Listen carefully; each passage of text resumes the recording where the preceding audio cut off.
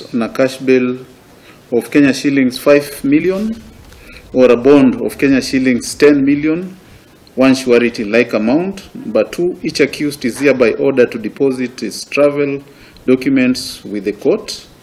Number 3, upon disclosure, none of the accused persons should make any attempt to contact witnesses. Number 4, bond terms for accused number 4, 5, 6, 7, 3, and 8 are hereby consolidated. The matter shall now be mentioned on 2nd June 2024 before court number 1. May 2024 before court number 1 for pre-trial conference. May. We have agreed that he comes tomorrow. And then he was coming by invitation. He was not under arrest. There was no summon and there was no warrant.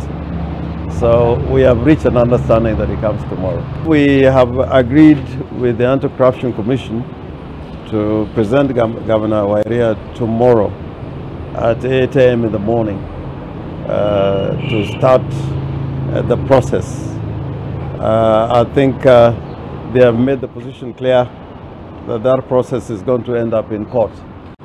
And we have agreed that they will hold their horses until we bring Governor Wairia here tomorrow morning.